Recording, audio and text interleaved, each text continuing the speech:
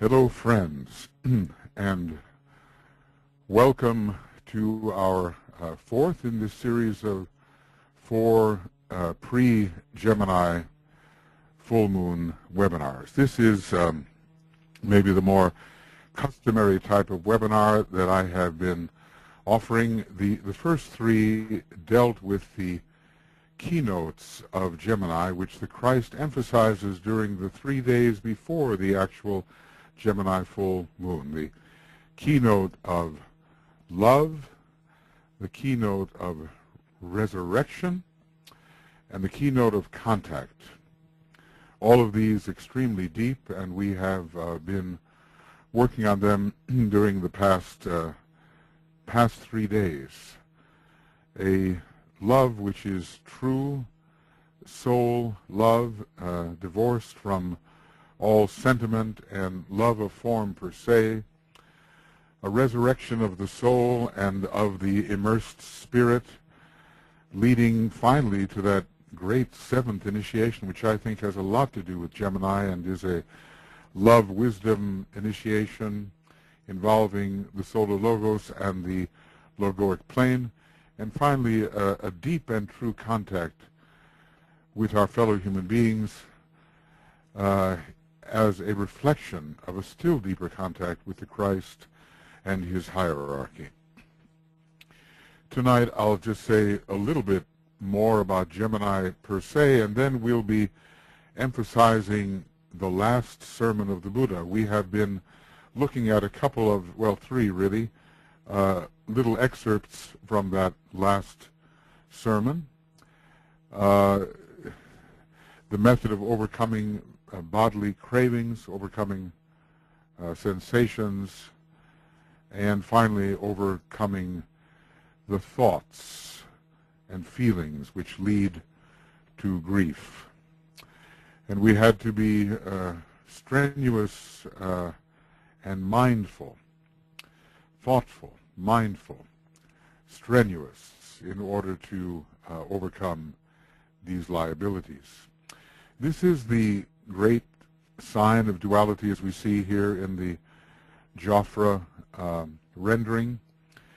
It's there's so many dualities here.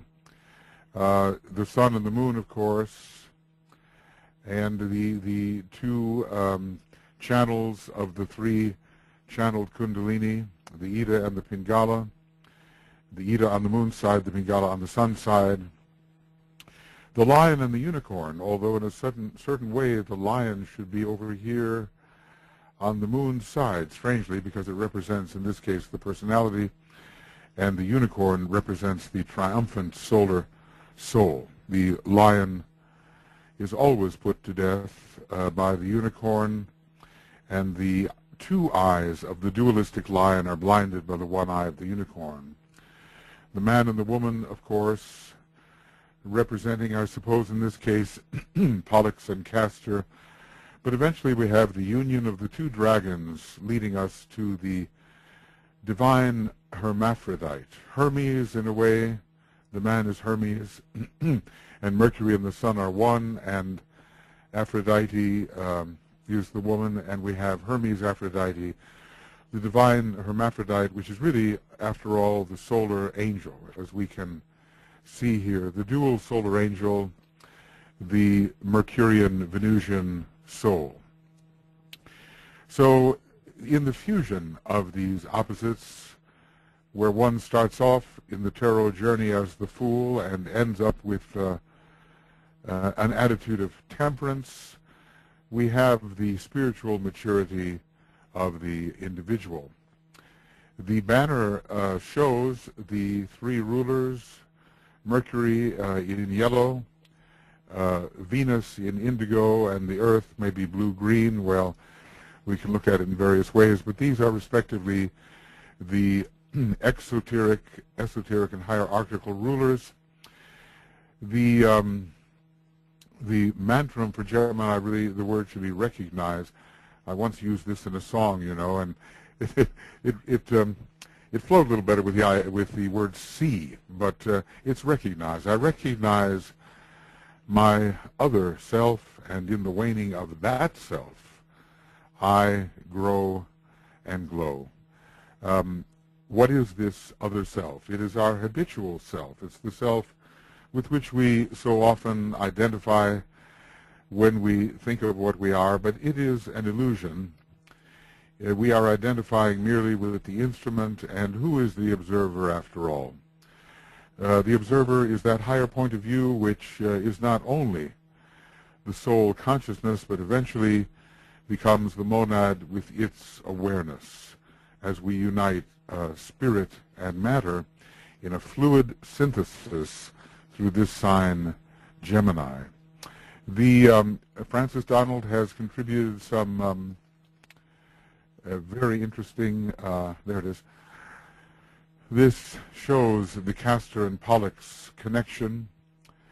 The Castor connection is the personality as it is seen by the higher self, represented by the supergiant star Pollux. And as I've been telling us, really Castor is a series of 6 stars, 3 pairs of stars.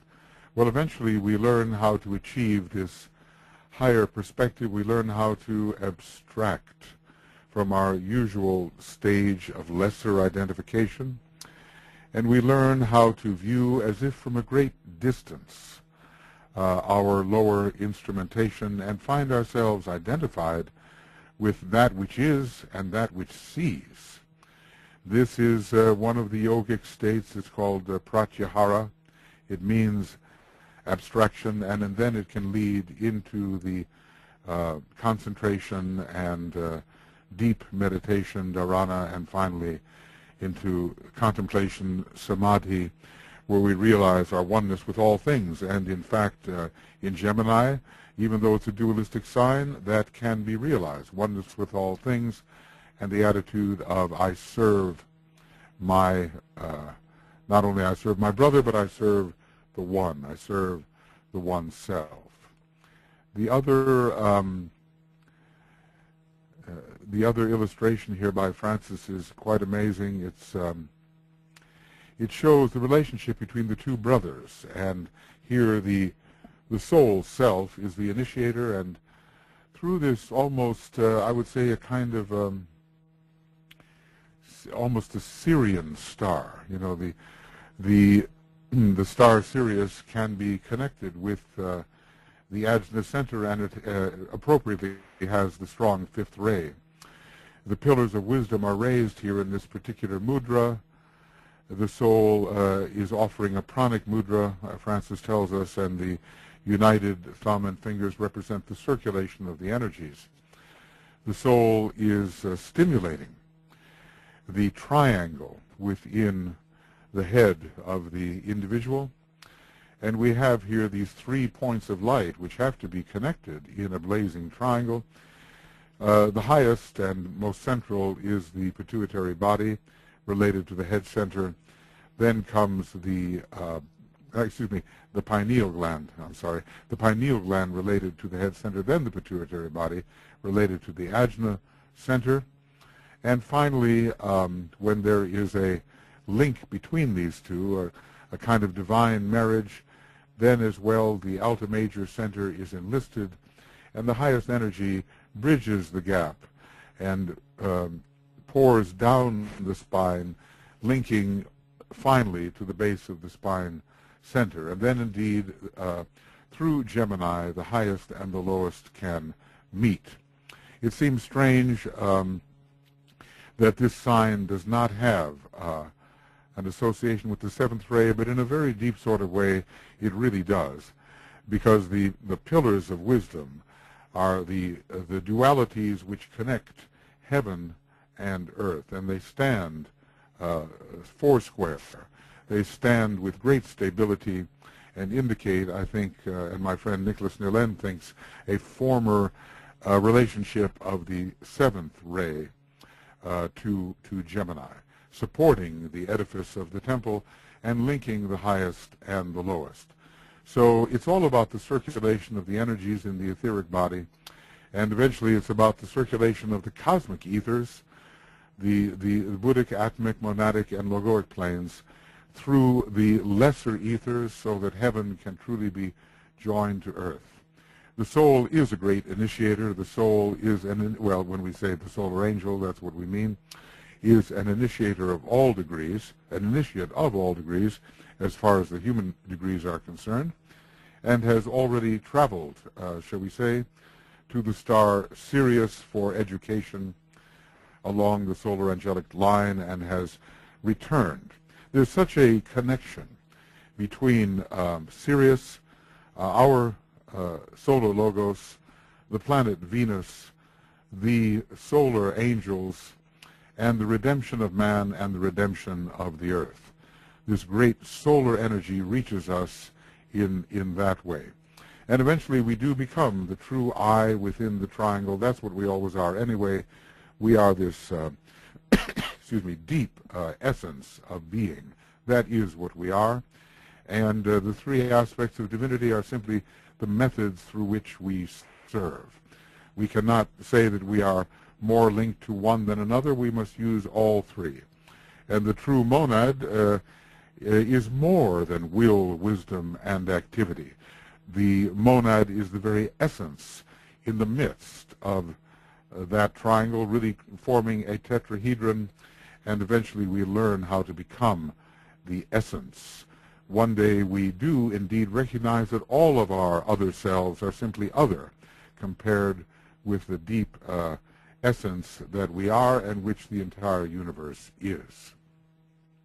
Well, you can read Francis's analysis of all of this. I probably sent it to you a number of times, or it can be acquired from the Moria Federation.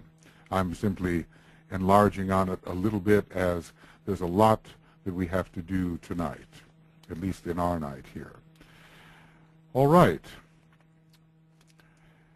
So I think we are ready to begin our meditative work together.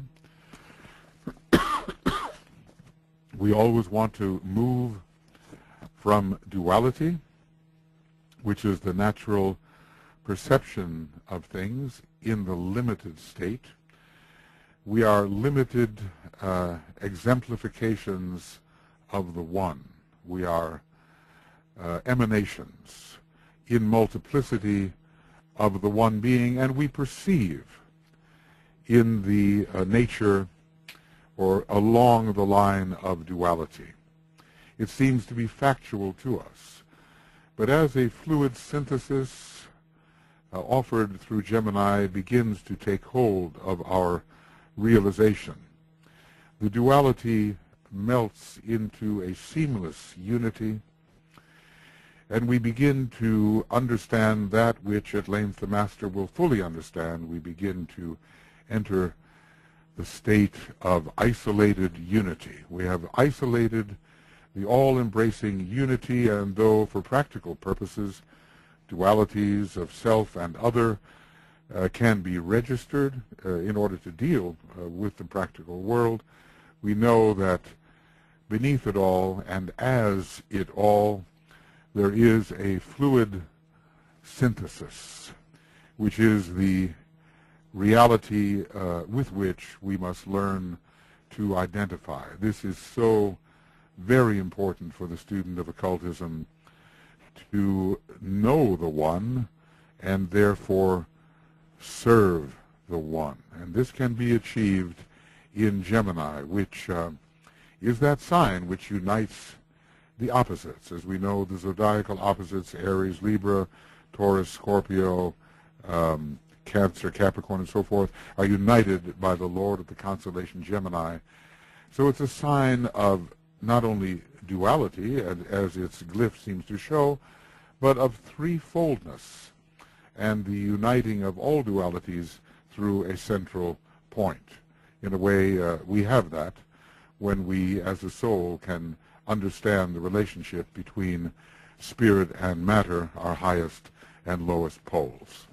Well, you know, we could we could go on and on about this wonderful sign. I really recommend a rereading of the labors of Hercules, at least in the beginning of that book, for the first 7 of the Herculean stories, the Tibetan was the author. And his presentation of the Gemini story is marvelous. It's very complex. It has 5 main parts to it. But finally, by a careful reading of it, we understand how the soul can liberate itself from illusion and enter into the deepest form of service. First, the service which liberates the solar angels so that they may return to the heart of the sun and perhaps the central spiritual sun in some cases, and then liberates the planetary logos himself via cooperation with the hierarchy. So Atlas is aided. Atlas, bearing the burden of the world, is aided by the individual who is entering the ranks of the hierarchy. And you know, all of our work here with the Tibetan, he's the great messenger. He has so much Gemini connected with him somehow. So does Master K.H. Alice Bailey was a Gemini, and then so were her successors. They all had very strong Gemini, quite amazingly, those who worked with the Tibetan in the closest way. Foster Bailey, Mary Bailey, and others. It is the great sign of esoteric education. Master K.H., who is in charge of this larger type of education, and his closest disciple, the Tibetan, they do inform us to help us bring together in an attitude of pure reason and understanding of this marvelous cosmos in which we exist, so we can fuse all dualities into one, the realization of the one. All right, friends. So this will be the last of these full moon webinars. A little later, just in about 7 hours, here in Finland, Tuija will be offering a broadcast with music and image, a service meditation for the exact time of the full moon. It does begin at 2:55 a.m. GMT, which is 5:55 here in Finland a.m. And the actual moment of the full moon, and do try to remember this, is 4:11 and 27 seconds a.m. Universal Time, or GMT. The opportunity is there for us. The door opens for us in a way that it does at no other time. So even though it may be the wee hours or late or whenever it may be, exact time participation in the full moon at the expense of a little physical sacrifice perhaps is indispensable. At least that's the way the Tibetan seems to judge it to be. All right. Well, we've been using this meditation, and I think we can maybe streamline it a little bit here, because there's so much to think about in the last sermon of the Buddha coming up later in the meditation. So we will now begin our meditative work. There are wonderful energies available now, the energies of Mercury, of Venus, and the essential divinity of Earth are deeply stimulated at this time. So these are available to us now, and especially in group form. We are meditating together, maybe some 70 of us, 65 of us or so, but all over the world, many groups are meditating in this lead-up to the actual Gemini full moon, and we know a gigantic group meditation will be occurring, and under Gemini we should really be able to feel these soul connections. So we remind ourselves that we are the soul in incarnation. We are consciousness faced with certain fields of experience which we register, but which are, in a sense, objective to us. So though we register the body and the energy states of the etheric body, and though we register the attractions and repulsions of the feelings and emotions of the astral body, and though we register the many thoughts of the concrete mind, we are actually none of these specifically. Of course, all is one, we know that, but for purposes of division and understanding the deeper essence, we are not these lower personal states we register.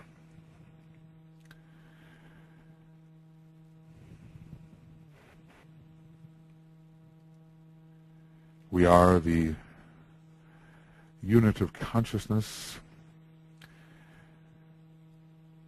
We are being first and foremost, because without being there can be no consciousness. But consciousness is in a way the units of being touching each other. The registration of multiplicity. And there are other worlds in which this being consciousness lives. The next world after abstraction is the world of light, of which all things are composed. The universe is condensed light. We are entering this world of light,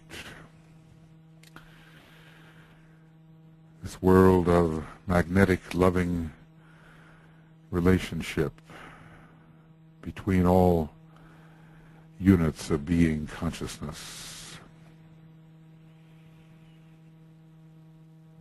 This world of the will, which is intent on bringing reality into illusion and transforming it, so that all becomes knowingly real. This is the world of the soul. This is what we are in our intermediate state.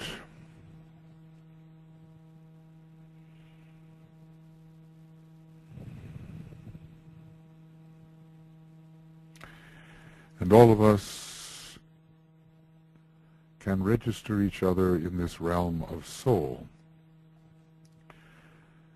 where we would appear quite different than in the usual personality mode, but scattered all over the world as personalities and, in a way, victims of time and space.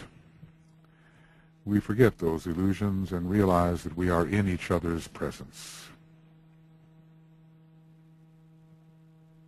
Think of those you may know in this meditating group and realize that in a sense you know all in the realm of soul. We are together.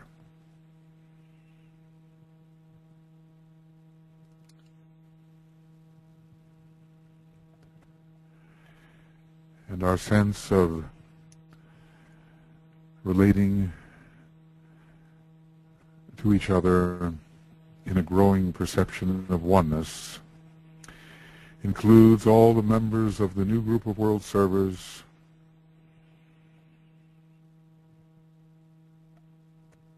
all the men and women of goodwill, the brighter points of light,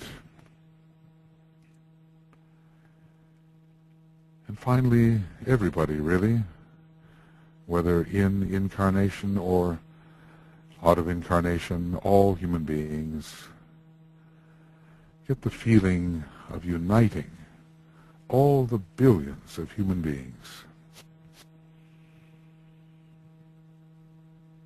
realizing that they are in a way one unit, one being, one identity,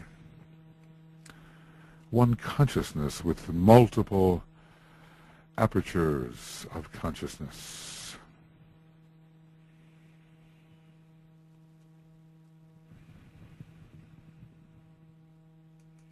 all of us together, unknown to each other in the personal sense,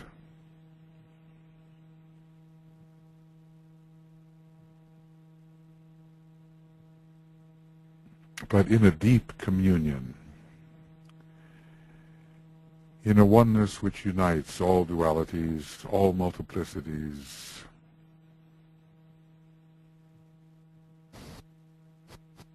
very subtle, but if some glimmer of that can reach our consciousness, then we're really on the way. And reality is replacing illusion. So we are merged with each other and with all. And we know the fallacy of my soul and thy soul. Practical in one sense, if one is evaluating the development of the egoic lotus, but not real. There is no my soul or thy soul, as the Tibetan tells us in the fifth rule of the advanced rules.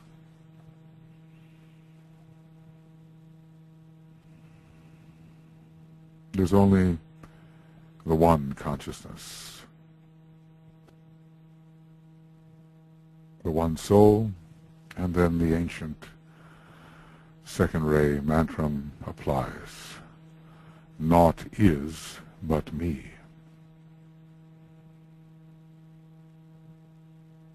Dwell on that for a little while.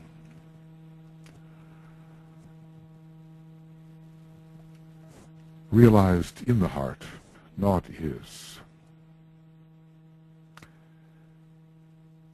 but me.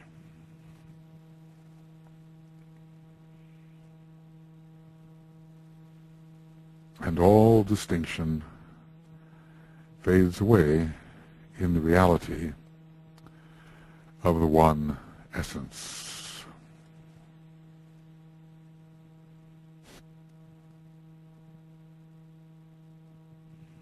Naught is but me. So we have our identification as the one soul. We'll work in the mind reinforced by the will of the group soul, endowed with the qualities of the seven rays: initiative, unity, evolution, harmony, the will to act, the will to cause, the will to express. All of these we have as we realize that the group soul is infusing the group mind,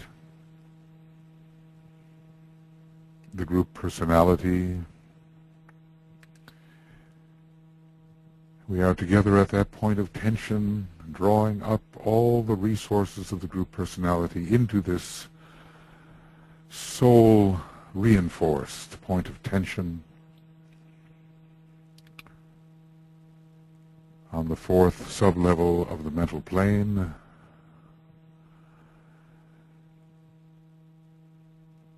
so that as we think our thoughts, they are imbued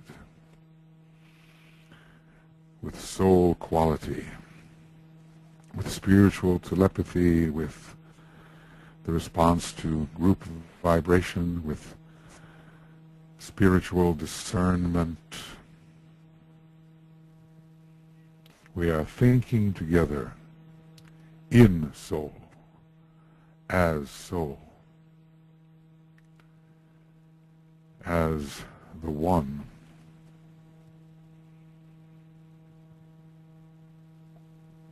And we use our creative imagination as a group. There are two qualities each of us has: a soul ray, a personality ray. They have to fuse, they have to blend. Bringing together the twins in Gemini is to blend the soul and personality ray They have their colors. We can use these colors: red for the first ray, indigo for the second, green for the third, yellow for the fourth, orange for the fifth, several colors there really, rose color for the sixth ray, and violet for the seventh. There are other colors, but we can use these.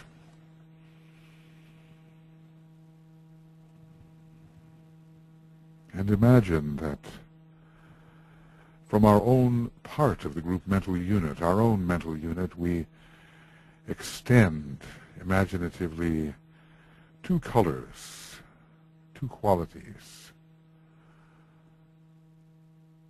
toward the planetary mind, the planetary love, the planetary will. We use two colors, one for the personality ray, one for the soul ray, or use the color indigo if you're not sure. We rest with those colors as they rise, seemingly through the spiritual triad, our participation, that is, in the perception of the planetary logos on the triadal levels. Feel your two colors as they reach into that point of blue-white radiance which we use to symbolize the monad, that point of pure being within the monadic vehicle, and get the energy sense of it.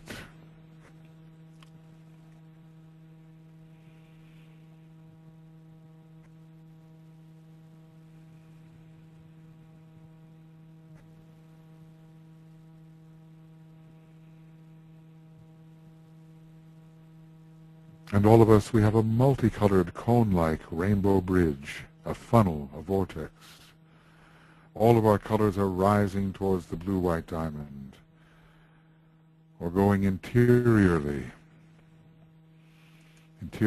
towards the center, as portrayed in this image by Francis. One can go to the center as well from the periphery.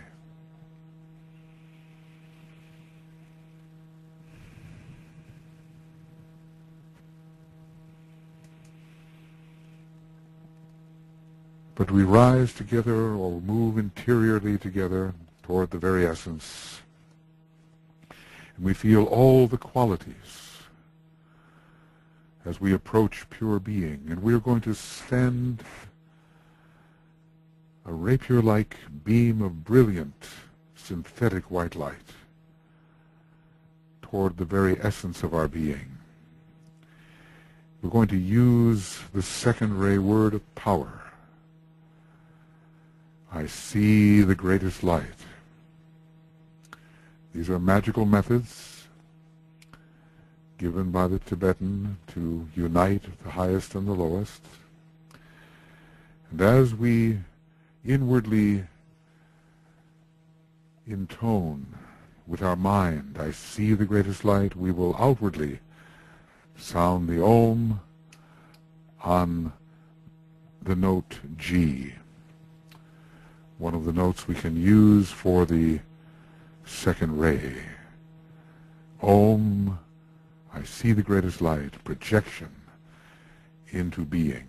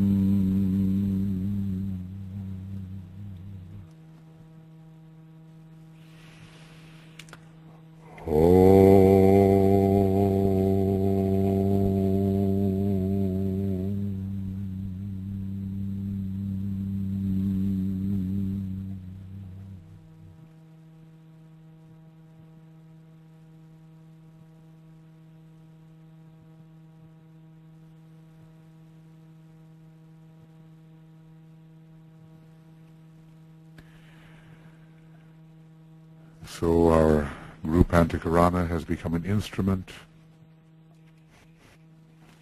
through which the father aspect can communicate with the son aspect, and we can be inspired from above even as we reach toward those heights, inspired from within,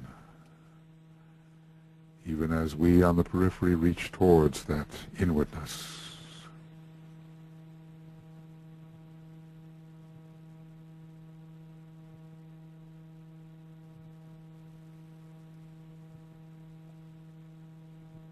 And so we should be then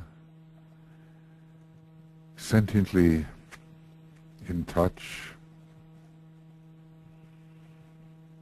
with these higher energies now. Not only the energies of our higher mental plane, but energies that are more planetary in nature and have a broader impersonal scope. Just like the energies with which the Great White Lodge, the Elder Brothers, the Society of Organized and Illumined Minds, Christ and His Church, just like those energies that they are immersed in because of the point of tension they have achieved through mastership and beyond. And so with some connection to their realm, we can express our solidarity with the Elder Brothers through salutations. It is not worship, it is willful cooperation with their enterprises and acknowledgement of what they are and the level upon which they work and from which we receive. So we will also include the Buddha at this festival, just as we did for the Wesak, because he does cooperate with the Christ during this festival of the Christ, which represents both the East and the West in unity. So as a group, deeply united as a group, deeply present to each other in soul,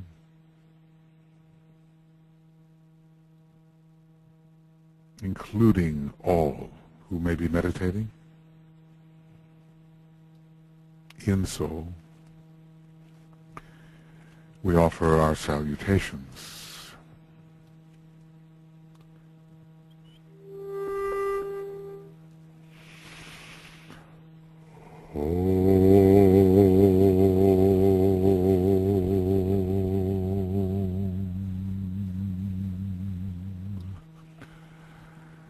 Salutations to the Lord Buddha, the Lord of Light, the Lord of Wisdom.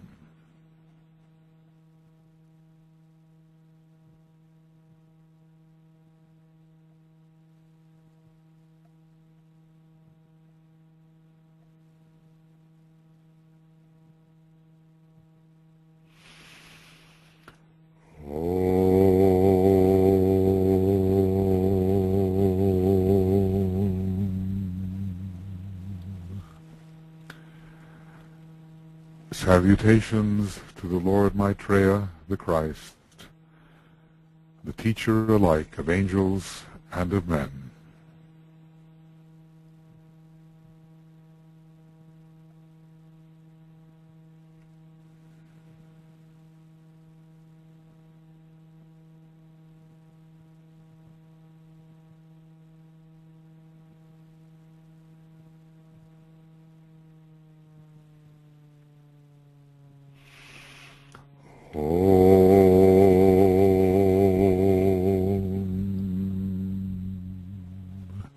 Salutations to the triangle of masters with whom we most closely work.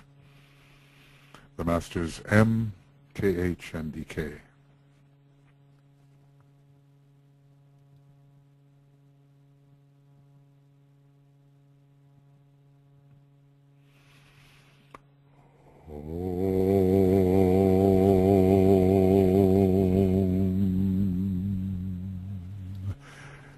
Salutations to the Master Moria, the head of all esoteric schools and organizations.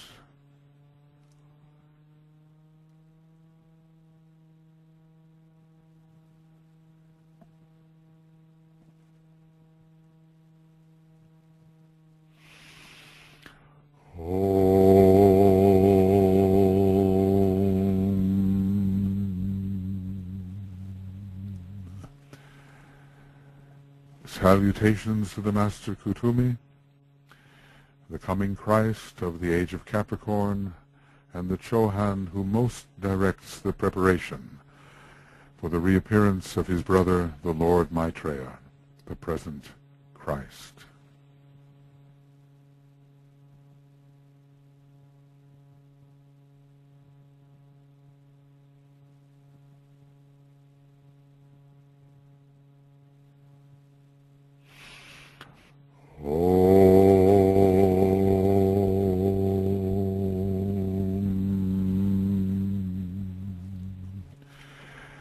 Salutations to the Master Jwal Kul, who has given us the Blue Books, the great messenger of hierarchy, who trains aspirants for initiation.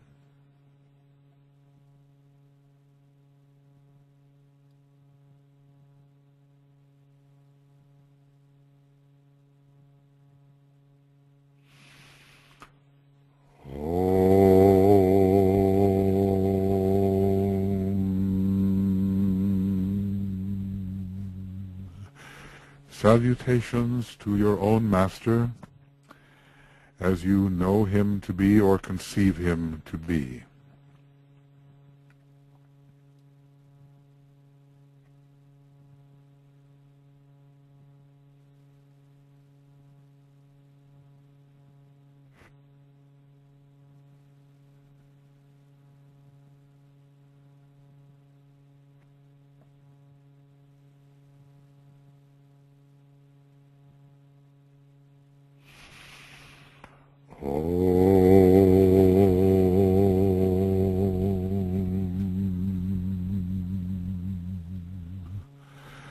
Salutations to the Great White Brotherhood, the spiritual hierarchy of our planet, to the hierarchy in its entirety.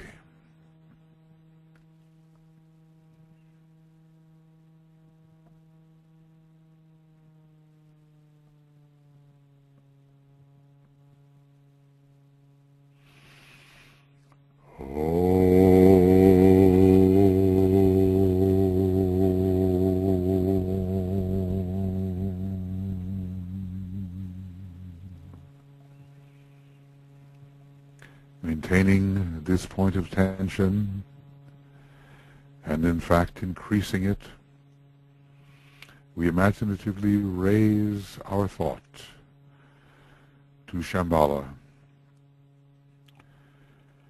the supreme point of tension in relation to our planet and planetary scheme, the center where the will of God is known, and with deepest reverence and in all humility, we attempt, identified as the group soul, as the group being, to attune to the presence of Sanat Kumara, the great teacher, the great Savior, the Lord of Venusian love, the youth of endless summers, the Lord of the world,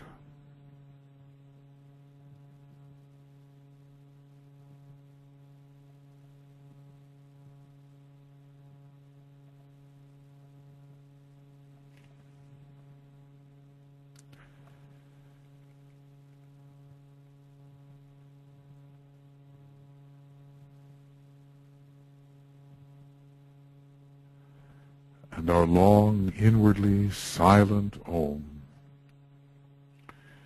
will be sounded as we attempt to be impressed by as much of the divine purpose through the divine plan as we can receive. Inwardly, silently, the long Om.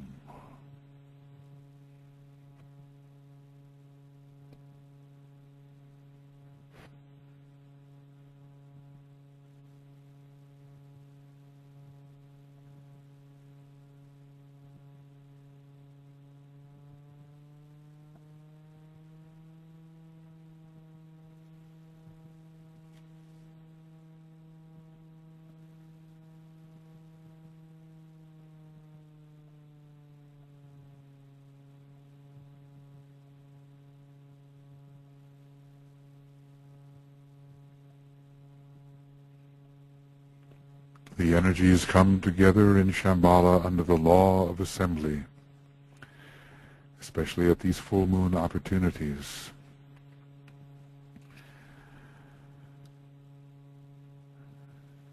And we will seek now the assistance of the energy of Master DK, who is the great expert in these matters of planetary systemic energies, the energies of the creative hierarchies,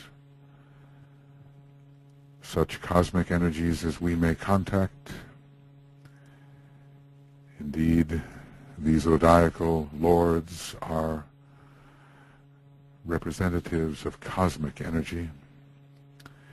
We are as if a point, we, the meditating group, a point. No personal distinction remains in this point. We are a point of being, expressing as light and as love and as will.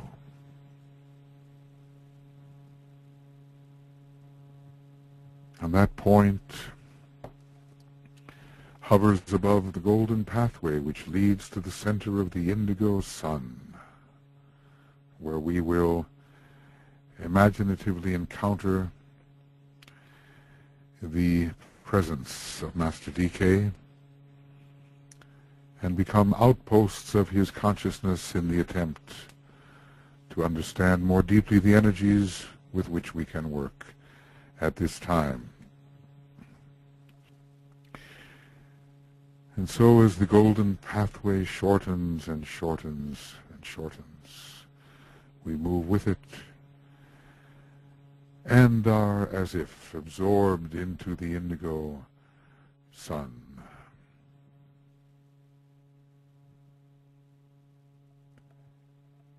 There we find this supportive consciousness which will help us realize the reality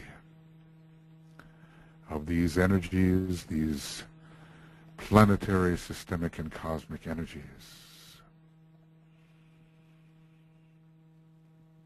For Mercury is very present now. The Buddhic yellow of Mercury and the mental yellow as well.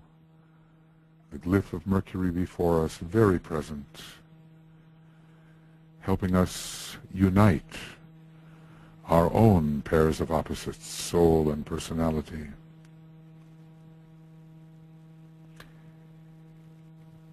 Into a fluid synthesis so that we truly become increasingly the soul-infused personality.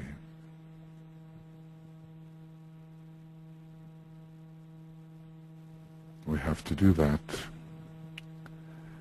Though we are one, we are also many, and have to work in this world of manyness even while being one. Let Mercury assist us.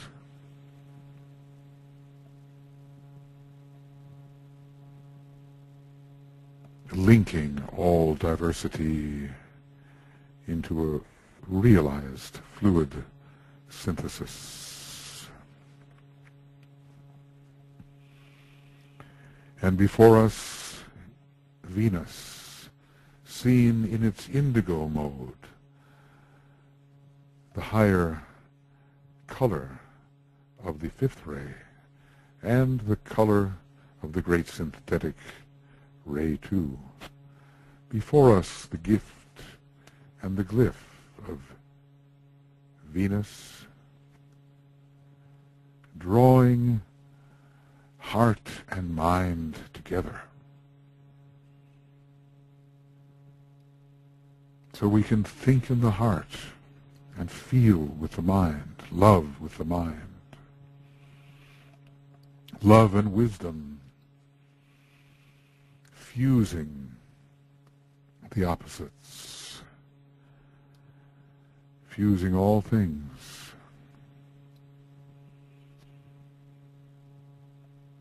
In beauty.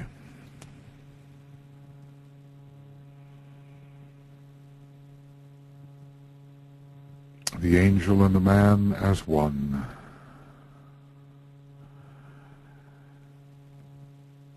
And finally our earth, our blue-green earth, our second ray, third ray earth. We sometimes think of it as just the green, the third ray, but it's not, it's more.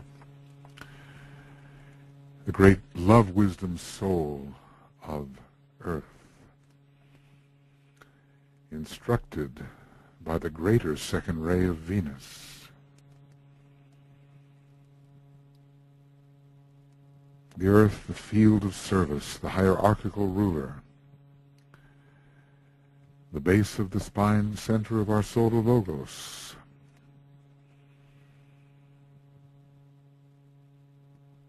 Not yet functioning thus, but one day to function thus.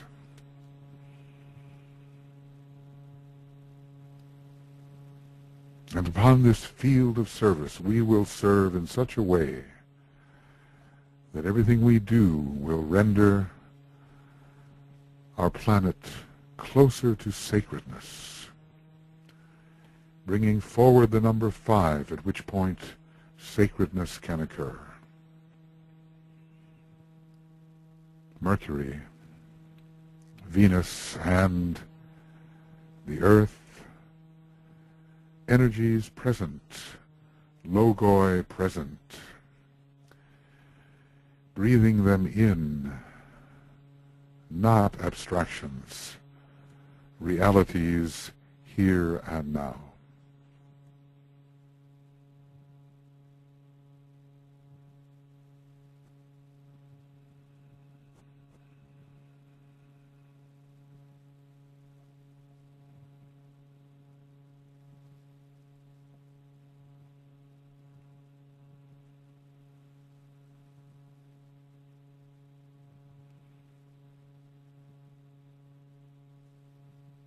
And onward we move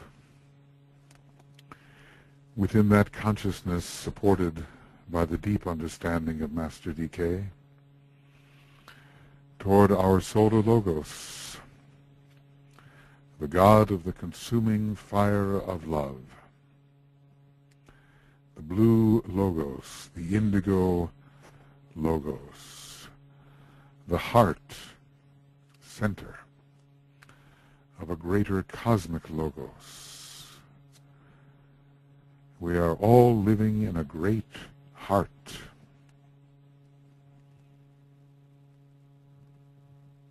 Whatever our ray may be, it's all one heart. And God is love. And in this solar system, we are love.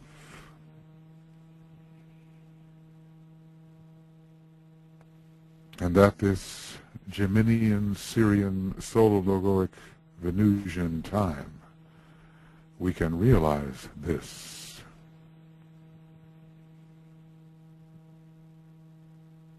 At the heart of every unit of life in the solar system is Buddhi.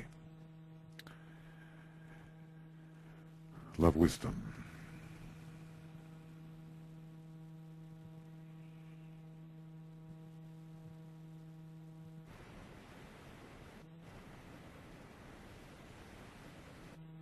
we are love, the fire of love, the consuming fire of love. And all secondary things will be burnt away.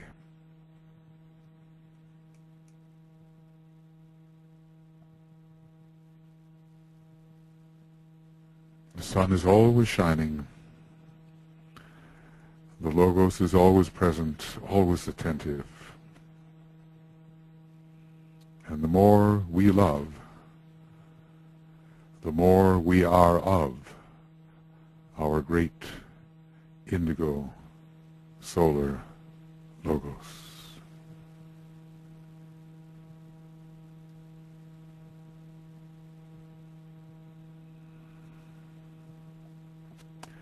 And on into the night sky where the twins blaze, Pollux and Castor, between them the light of interplay.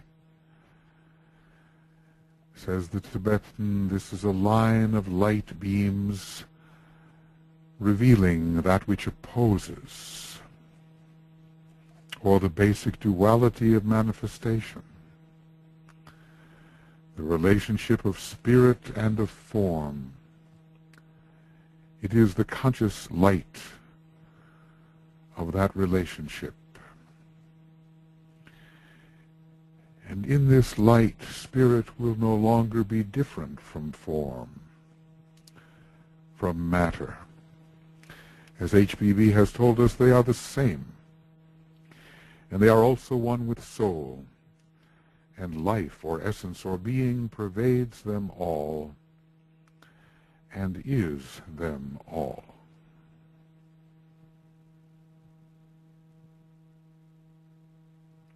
All opposing factors are resolved in this light of interplay, leading to the realization of fluid synthesis.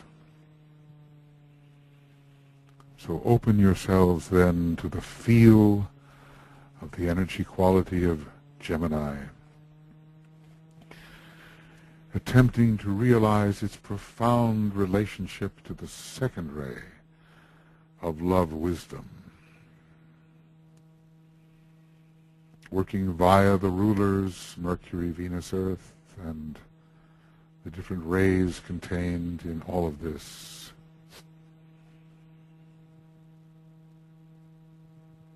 A love wisdom time, the time when for any embodied Christ the greatest realization is reached. And the phase, high phase of the seventh initiation can be taken. It happened, we are told, in 1943.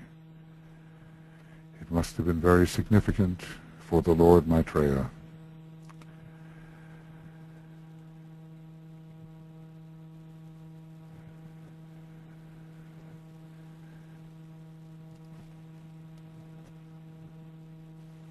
And in this love, wisdom, we live.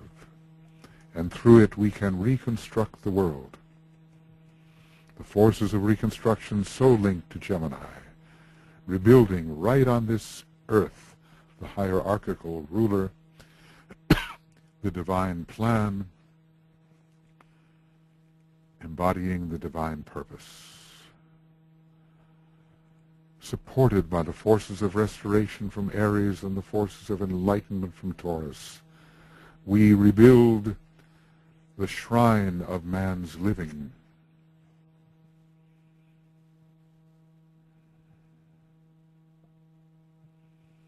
We rebuild. And when the wars are over, and there are so many wars going on, the era of peace will supervene. And the great building ray, the second ray, accompanied by the seventh, will rebuild the world under the forces of restoration, and towards this we can even now direct our intention.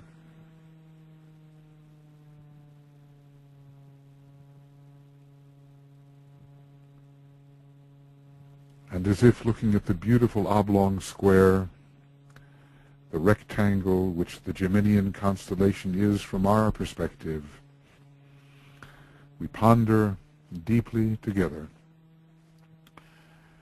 the mantram of Gemini, as I'm sure we have been doing for days now, intensifying it for a time just 6 hours from now or so.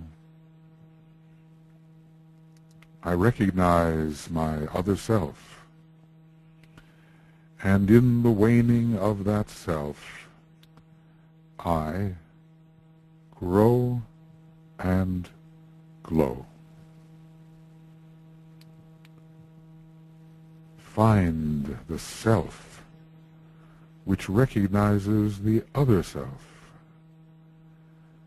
and be that self, which is after all but the one being, the one self.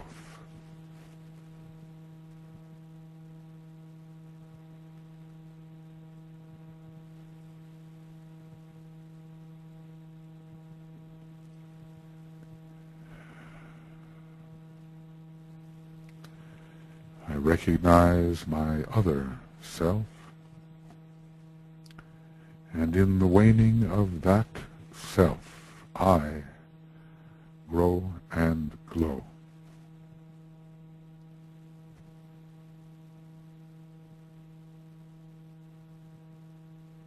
Maybe we can all meet each other as one being in the self that recognizes the other self and selves.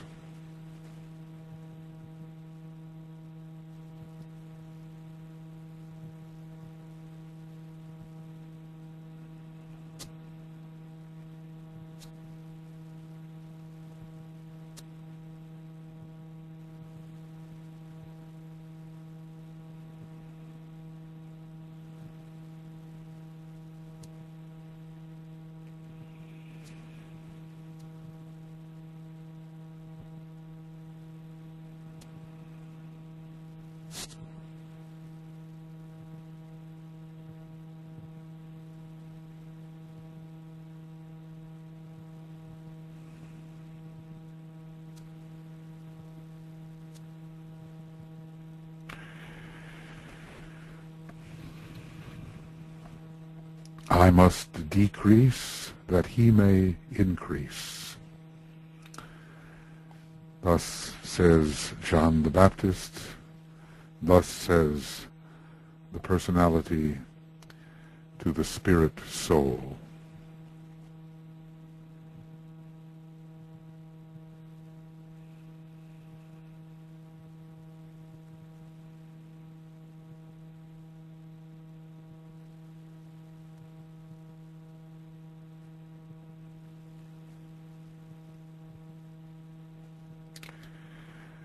But let us be together in the self that does not wane, but only seems to wax.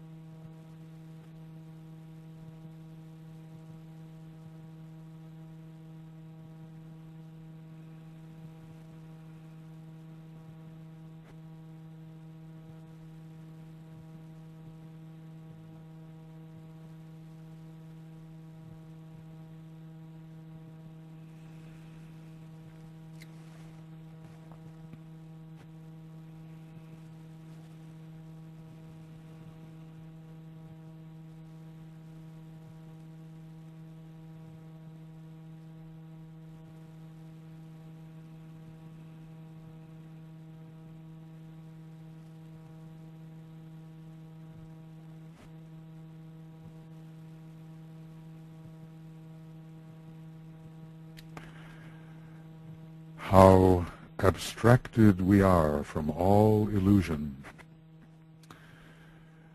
when we are in and as the real self, the one.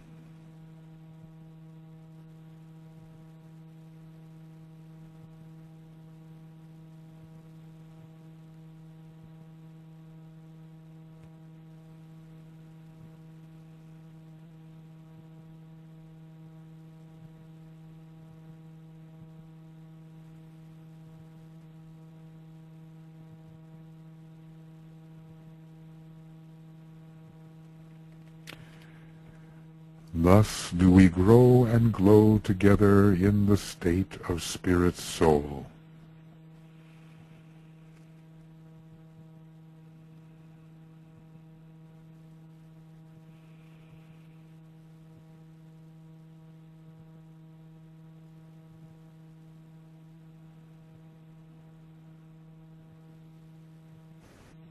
We are one, though our distant instruments are many.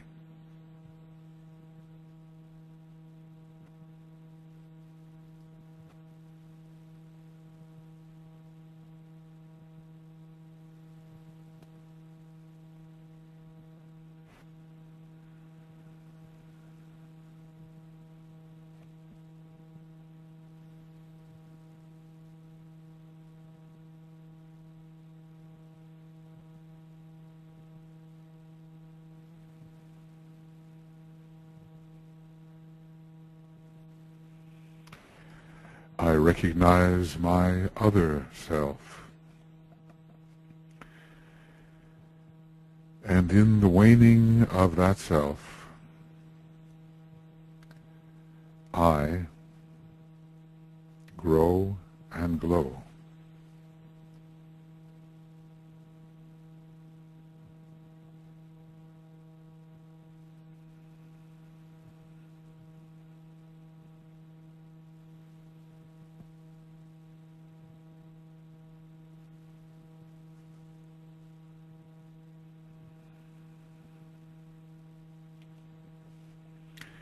Just a few hours remain now.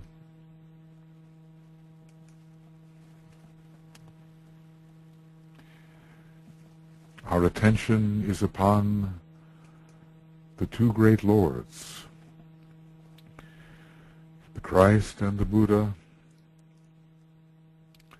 and on the great monadic state of brotherhood which they represent, being the West and the East, and the spiritual union of these two hemispheres of our earth.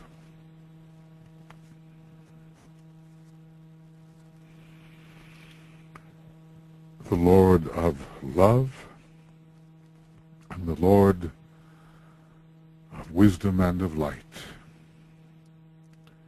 the Christ and the Buddha. The brothers in the light, the constellation Gemini, which they reflect. They are the earthly reflection of a great cosmic relationship.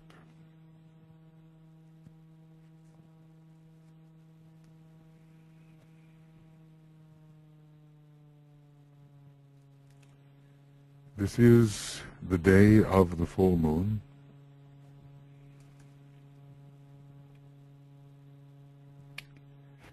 And this is the day on which the Christ is said to preach the last sermon of the Buddha before the assembled hierarchy, reaching the hearts and minds of all human beings. This is the link.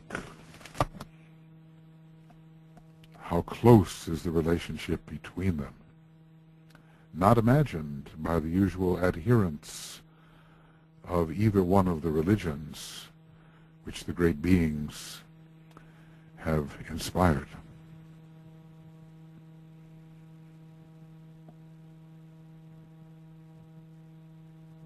The entirety of the sermon, it will, of course, not be spoken in English, maybe in the language the Buddha himself used, maybe in the Pali language. But whatever, the meaning comes through to us as we contemplate the English words. And it is astonishing how the major theme of the Buddha's last sermon is self-reliance, that great inner confidence in the absolute beingness which each one of us is. We don't just have it, we are it. It's not like reliance on your personality, although that is included, a reliance upon your stored soul qualities, though that is included. It's reliance upon the ever full, the ever complete, the one and only pure being, which is the identity of all cosmos. This is the kind of reliance we're talking about, as it precipitates into various forms of accessible information, strength, energy, direction.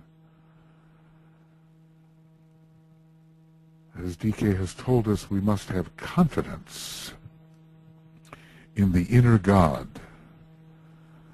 We are the inner God. St. Paul, know ye not that ye are gods? We are gods within the one and only God, who is no limited being at all.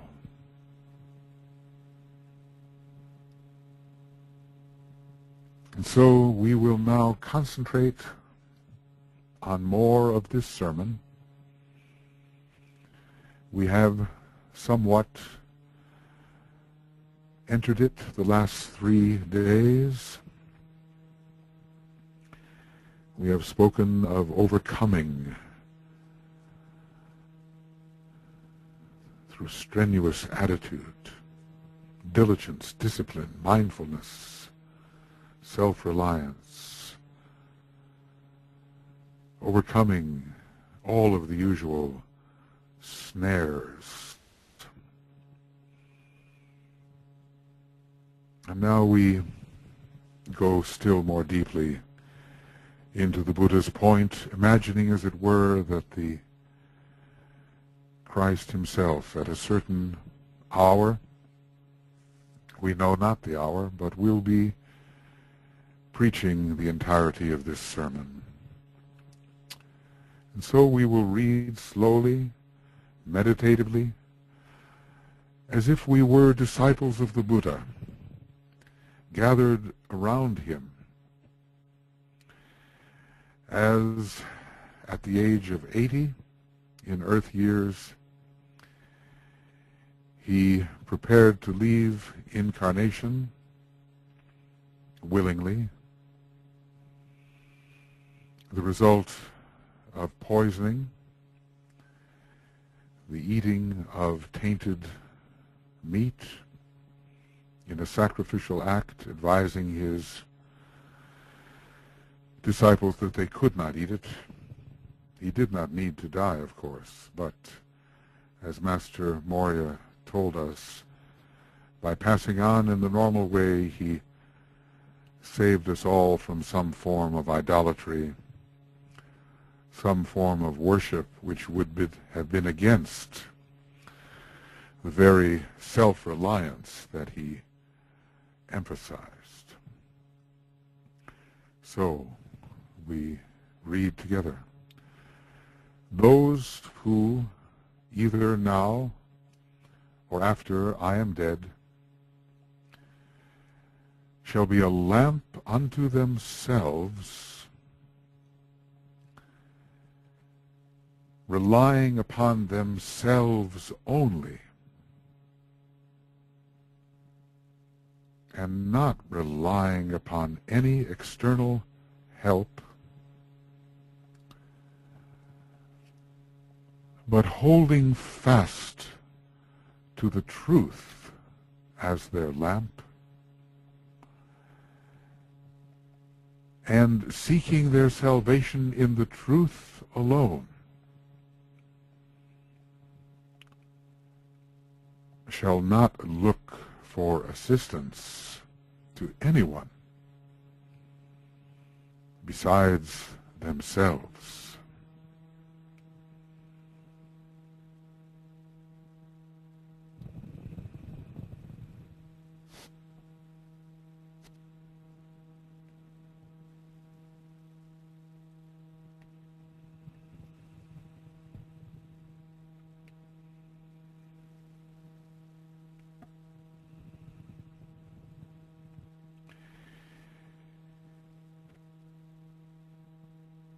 It is they, Ananda, among my bhikshus, who shall reach the very topmost height.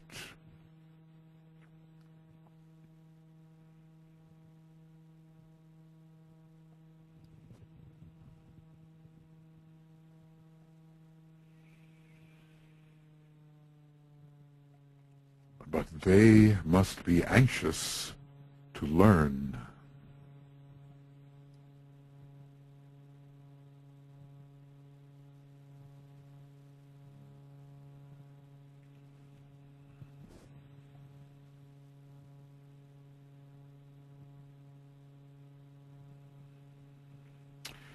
My age is now full ripe. My life draws to its close.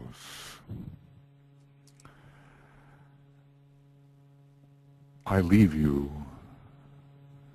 I depart, relying on myself alone.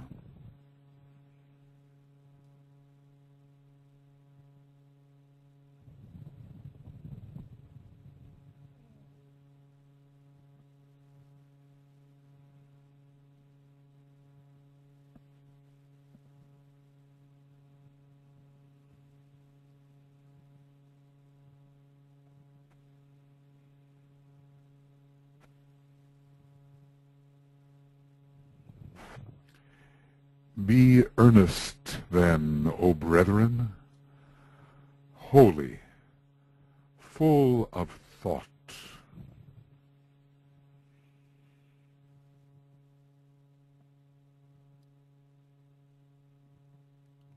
Be steadfast in resolve.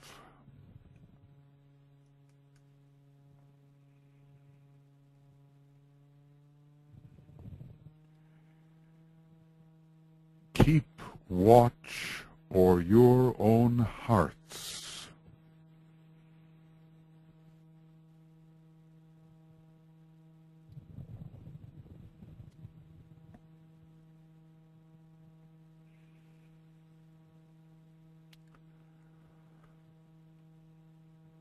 Who wearies not, but holds fast to his truth and law, shall cross the sea of life, shall make an end of grief.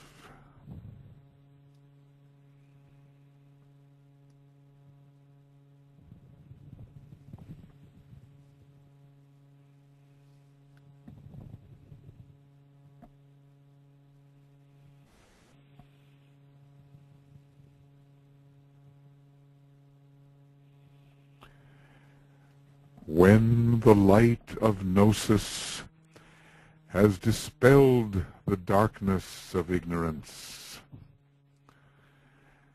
when all existences have been seen as without substance, peace ensues.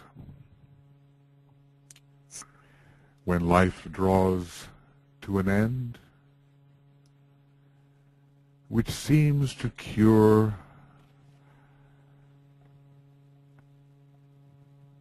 a long sickness at last.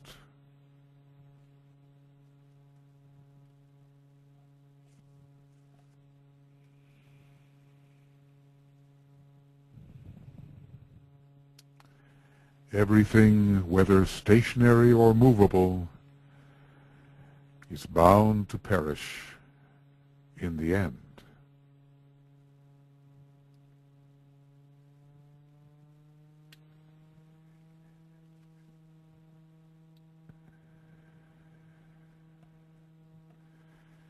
Be ye therefore mindful and vigilant.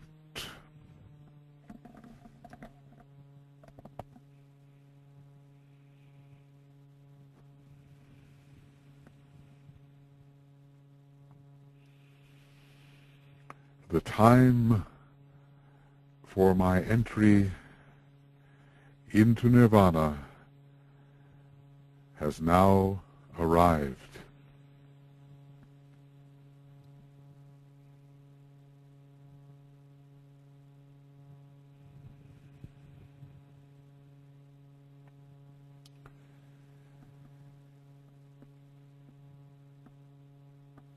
These are my last words.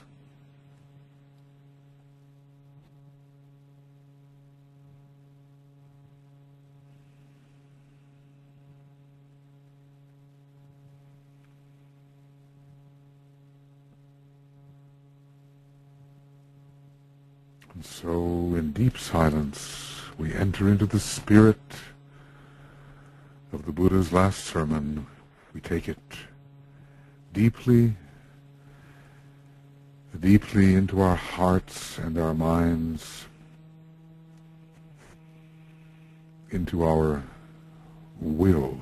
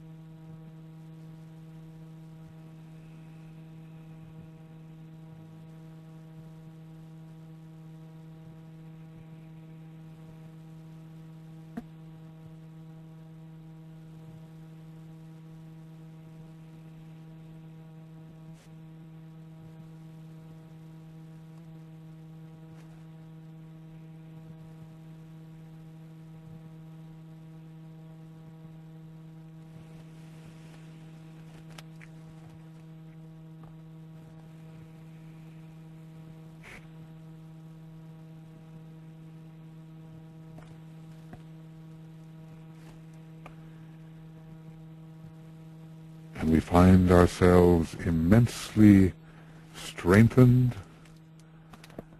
by his words, counseling self-reliance.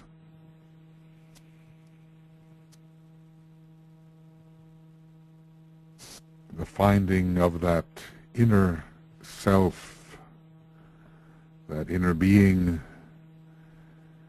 which can never fail.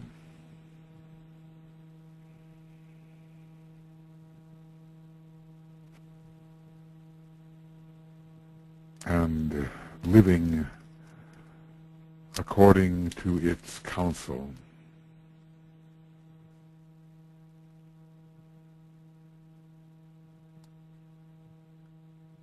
This would be an immense step for all of us, could we do as he has given us to do.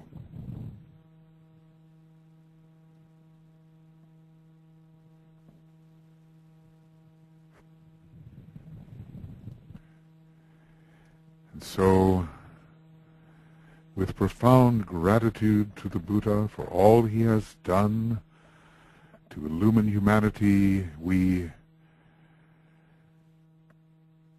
refocus our attention on the Lord Maitreya. And this time, we imagine the Lord Maitreya and the entire assembled hierarchy with great power, love, and light, sounding the great invocation together. This has been World Invocation Day, and of course we continue this into the day of the full moon, when all over the world people have sounded repeatedly the great invocation, this immensely powerful mantram of light and power. And we will now inwardly hear, through our imagination, the Christ and all the hierarchy of light sounding the great invocation together. Let us begin as if they begin.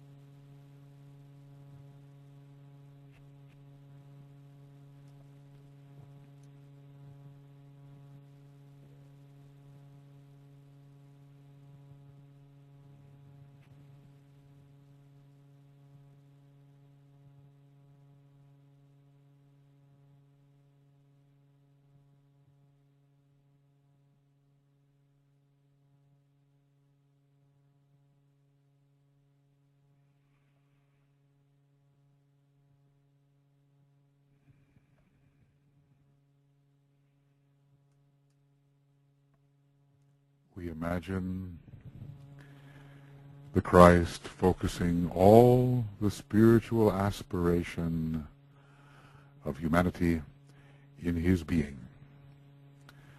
And as the leader of his people and the eldest in a great family of brothers, in an act of love, offering up that aspiration on our behalf to the Buddha and Shambhala.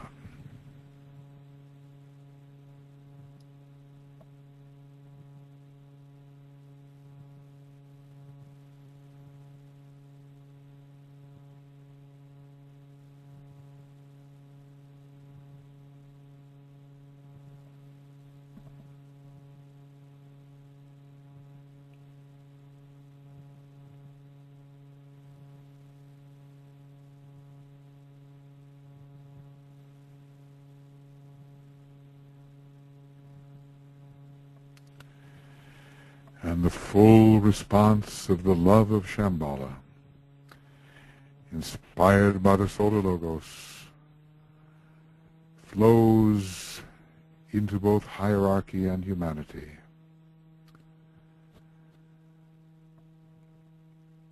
Creating a great planetary triangle through which the energies of divine solar love are circulating.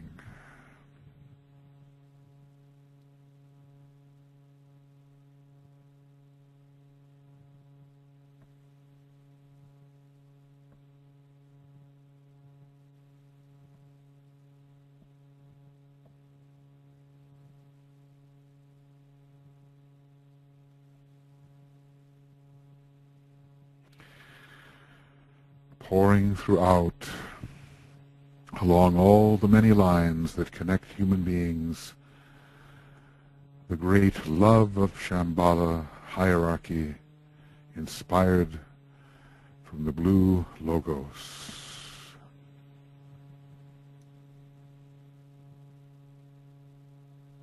From Gemini, the head of the cosmic Christ, comes the cosmic love,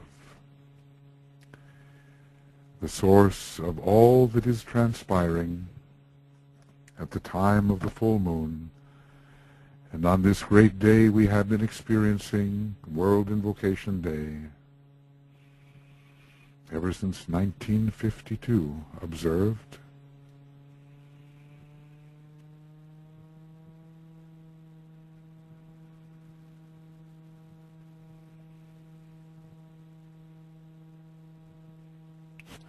We offer our deepest appreciation for the Gemini energy increasingly available, as in just a few hours the moment will come. And then indeed we shall distribute over the next 3 days this high point of spiritual love at this festival of the Christ, this festival of humanity, this festival of goodwill. We shall find the way to distribute this to everyone we meet, over and above the customary. The divine solar love, inspired from Gemini, will flow. And so we will, as if in unison with the Christ, the hierarchy, and all disciples of the world, we will sound together now the entire great invocation, sensing its beauty to draw humanity towards the hierarchy of light, love, and power, and its ability to unite all human beings under the divine plan in all its beauty, power, and love.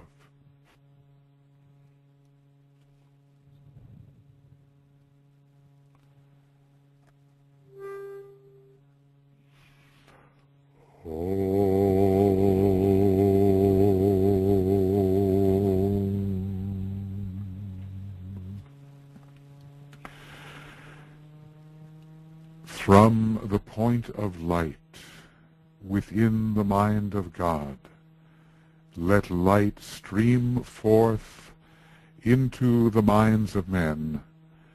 Let light descend on earth.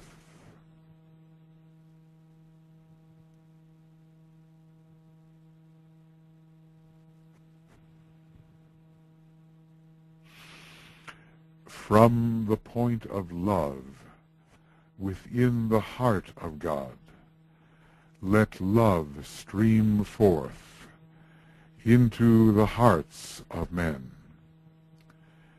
May Christ return to earth.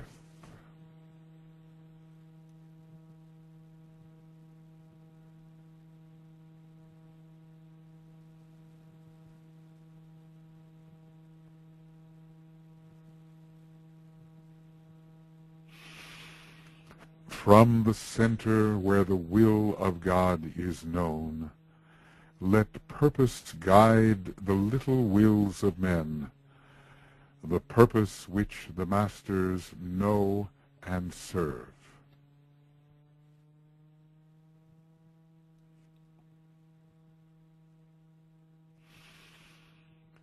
From the center which we call the race of men, let the plan of love and light work out, and may it seal the door where evil dwells.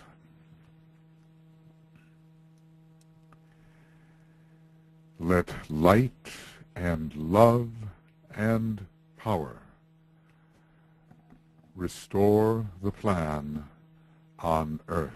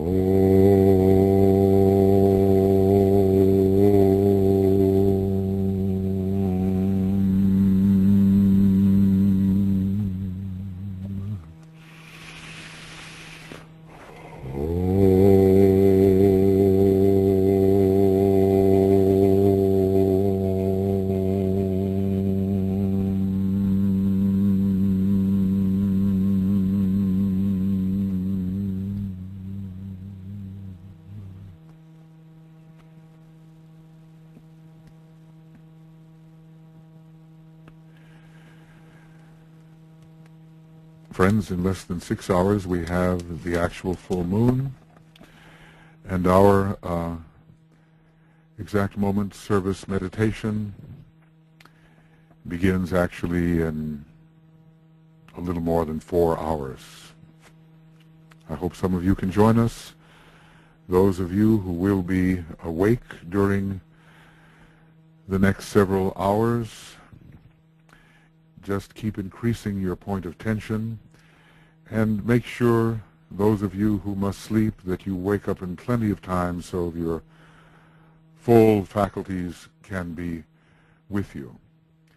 Thank you for attending these 4 pre-full moon meditations, and now we build towards that important point at 4:11:27 a.m. Universal Time. Let's all meet in communion and bring multiplicity into oneness through our realization. Many blessings to everyone, and let's have a wonderful full moon moment together in deep communion with the hierarchy and with all our fellow human beings and the entire planet on its way to sacredness. Bye-bye for now. I'll see you later.